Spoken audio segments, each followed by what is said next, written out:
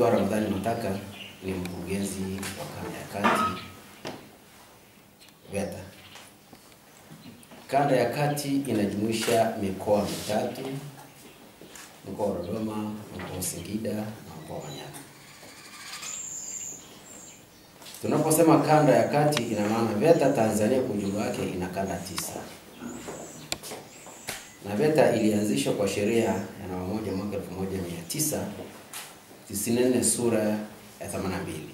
VETA kwa ujumla wake, hasa Kanda ya Kati, inaongelea sana Kanda ya Kati, ina mfumo wa aina mbalimbali wa utoaji wa mafunzo. Kwanza ina malengo yake makuu matano, lakini lengo mojawapo ni kuongeza utahini wa wanawake. Maana sisi VETA hatuna umri katika kuja kujifunza swala zima la ujuzi.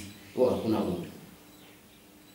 Sasa swala mojawapo niliwaitia ndugu zangu wanahabari ni kuonyesha tu kwamba VETA Kanda ya Kati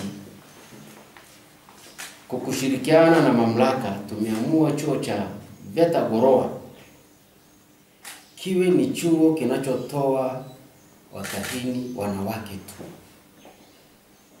hasa kuanzia na level 3, kuanzia level 1 mpaka level 3. Lakini kwa sasa hivi tunahitaji vijana wa kike kuja kusoma level 3 Gorowa. Tunao sasa hivi wavulana, lakini kadri wanavyoenda basi wataondoka, watabaki sasa wasichana kwa miaka hii ijayo kuja kwa moja. Ni kwa nini basi tumechagua Gorowa? Kwanza, eneo.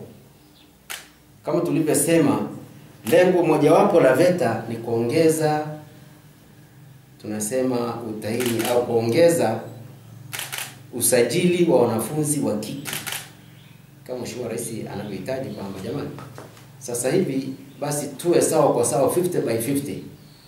Lakini kwa kanda ya kwetu hii tumeona kabisa 50 by 50 bado lazima tufanye juu chini kufikia. Tunafikiaje sasa? Kama nilivyosema awali, wanafunzi 1459 hao ni wavulana, 1897 hao ni wasichana. Sasa lengo kwa Kanda ya Kati kufikiwa itachukua muda sana. Sasa tukasema hapana, tumekaa management tukasema chuo kitakachotoa wasichana peke yake ni chuo cha VETA Gorowa level 3. Sasa tumechagua eneo hili hasa kuhamasisha, kwa sababu eneo hili tunalifahamu kabisa, mkoa wa Manyara ni mkoa wa wafugaji.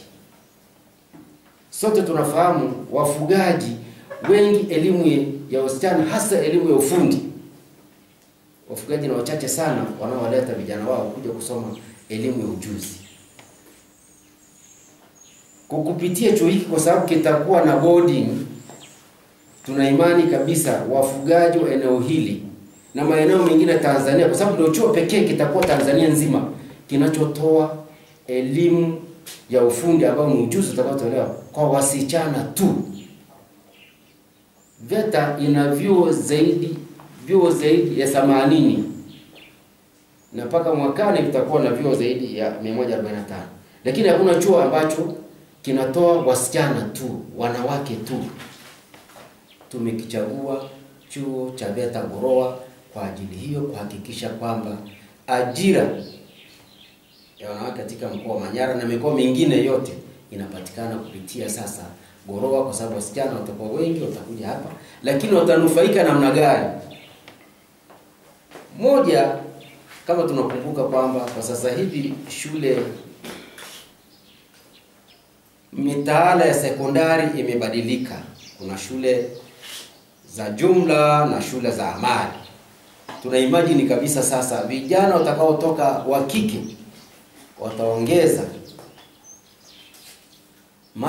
wataongeza nguvu kazi ya kwenda kufundisha shule hizi za amali. Ukiangalia kwa mkoa, kwa kanda yetu hii, walimu wako 104 kwa vyuo vyetu hivi. Walimu wanaofundisha, acha walimu wanaofundisha masomo mengine, wanaofundisha swala la ufundi tu wako 104. Lakini wanawake walimu wako 29. Waliobaki wote ni wanaume, ambao ni 28%. Sasa tukasema hapana, lazima kuhakikishe kwamba kama serikali Mheshimiwa Rais inavyohitaji kuhakikisha wasichana sasa tunawekea mikakati maalum, na mikakati maalum ni kuanzisha chuo ambacho kwa kanda ya kati kinachotoa wanawake tu. Mimi naitwa Joshua Benge Matagane, ndiye mkuu wa chuo cha VETA Gorowa. Kwa kuanza labda niseme, mtakumbuka kwamba miaka hivi karibuni, mwaka jana, tulifanya marejeo ya sera ya elimu na mafunzo ya mwaka 2014, lakini tukarejea mwaka 2023. Sasa marejeo ya sera ya elimu na mafunzo ilipelekea mabadiliko kwenye mitaala yetu. Na yale mabadiliko kwenye mitaala yetu yalipelekea uanzishwaji wa mafunzo ya amali katika shule zetu za sekondari ambazo ziko hapa nchini. Sasa kwa mrejeo huo ikaonekana kwamba ni vema tuandae walimu ambao watakwenda kufundisha masomo au mafunzo ya amali kwenye hizi sekondari zetu ambazo ziko nchi nzima. Lakini sambamba na hilo, tuandae walimu watakao kwenda kufundisha kwenye vyuo vyetu vya ufundi stadi ambavyo sasa hivi vinakaribia 80, na tunategemea kwa mwaka ujao kuwa na vyuo 65, hivyo kufanya kila wilaya kuwa na chuo cha VETA. Sasa chuo cha VETA Gorowa tuliona tufanye maandalizi ya walimu hao, na maandalizi ya walimu hao yalifanywa kwa kuanzisha level 3, yani hatua ya 3 katika hayo mafunzo. Kwa maana tutakapokuwa tunawadaili wanafunzi kwenye hatua ya 3, wakisha hitimu basi wataelekea pale chuo cha VETA Morogoro, chuo cha ualimu wa mafunzo ya ufundi stadi Morogoro, tunaita MVTTC, ambapo watasoma mwaka mmoja, alafu baada ya hapo wataweza kutapanywa kwenye sekondari mbalimbali, lakini pia kwenye vyuo mbalimbali vya VETA.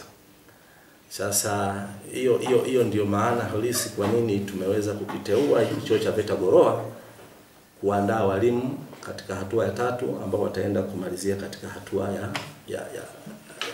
ya certificate au cheti. Sasa tumejiandaaje kama chuo cha VETA Gorowa? Kwanza naomba niwaambie kwamba chuo cha VETA Gorowa ni miongoni mwa vyuo vya VETA ambavyo vina karakana bora sana, lakini vina vifaa vya ufundi stadi bora sana na vya kisasa. Tutapita huko kwenye karakana mtazame, especially kwenye store zetu. Lakini sambamba na hilo, tumeweza sasa hivi kukamilisha ujenzi wa bweni la wasichana ambalo kwa ujumla wake linaweza kuchukua takriban wasichana 80, ambao sasa wataanza mwezi huu wa 7, ambapo tutachukua wa level 3 tu kwa ajili ya kuendelea. Lakini kwa mwaka ujao wa fedha, serikali imetoa shilingi milioni 330 kwa ajili ya ujenzi wa bweni la wasichana, ili kuweza kuongeza udahili wa hao walimu ambao tunaenda kuandaa kwa ajili ya kufundisha sekondari ambazo zitatoa mafunzo ya amali, lakini pia vyuo vya VETA. Lakini kwenye eneo la walimu, tuna walimu wenye weledi. Ni kweli tuna mapungufu kidogo, lakini tuna walimu wenye weledi. Walimu wa chuo cha VETA Gorowa wameiva na wana uwezo wa kuendesha mafunzo katika hali ya ubora. Na hii inaweza kuthibitishwa kwa matokeo ya wanafunzi waliomaliza hatua ya 2, yani level 3. Wamefaulu kwa zaidi ya 90%. Fani tulizonazo ni 3 kwa sasa: umeme wa majumbani, ushonaji, ubunifu mitindo na teknolojia ya nguo. Lakini pia tuna fani ya ufundi bomba, tunaita plumbing and pipe fittings. Lakini itakapofika mwezi Januari mwaka 2026 tutaongeza fani nyingine 4.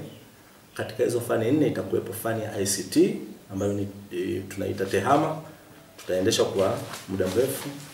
Kuna fani inaitwa horticulture au kilimo cha mboga mboga na matunda, tutaenda kuona tayari tumeshaanza maandalizi, tuna greenhouse nzuri tu, lakini pia tumeshaanza bustani mbalimbali kwa ajili ya mafunzo hayo. Lakini fani ya 3 tutakayokwenda kuianzisha inaitwa fani ya animal health and production. Hii ni masuala ya uandaaji, matunzo, mpaka kwenye eneo la masoko ya mifugo, lakini pia na mazao yote ya mifugo. Lakini mwisho kuna fani tunaita fani ya mapishi. lakini kizungu au kitaalam tunaita food production.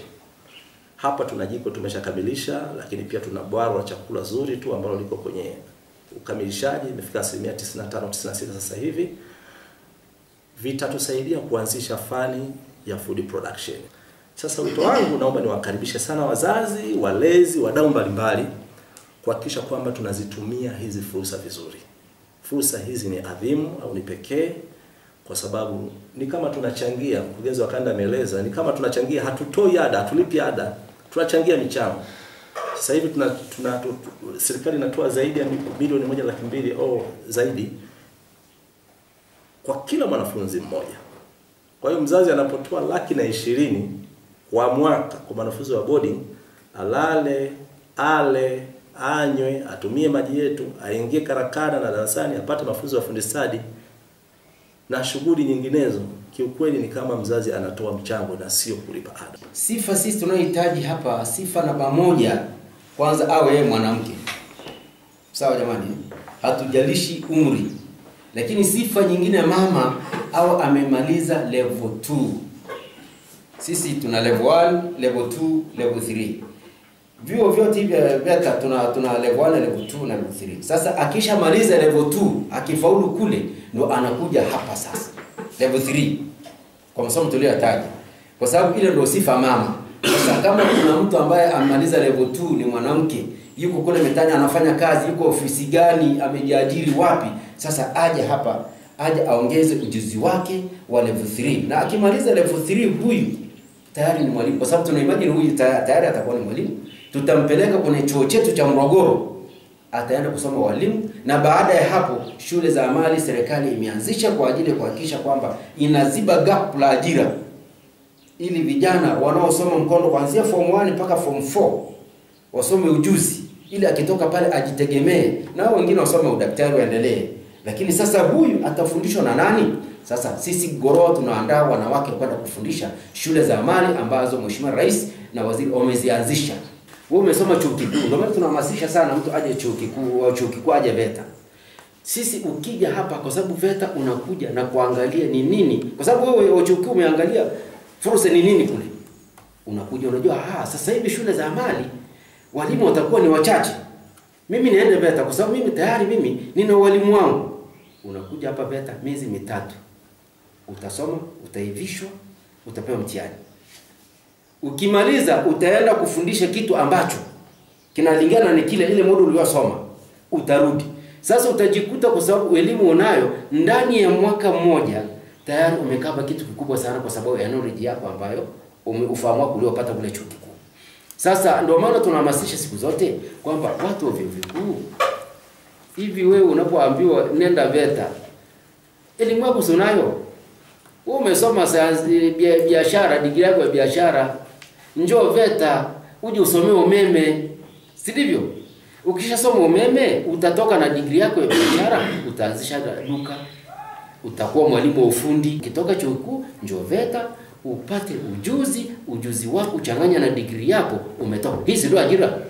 Sasa unataka ajira ipi? Serikali sasa hivi, sio serikali ya Tanzania tu, serikali dunia nzima kuna tatizo ile la ajira dunia nzima. Sasa kama serikali imeona tatizo, mpaka imegeuza na mitaala kuwa na shule za amali, wewe umekariri tu na degree yangu and then njoo VETA.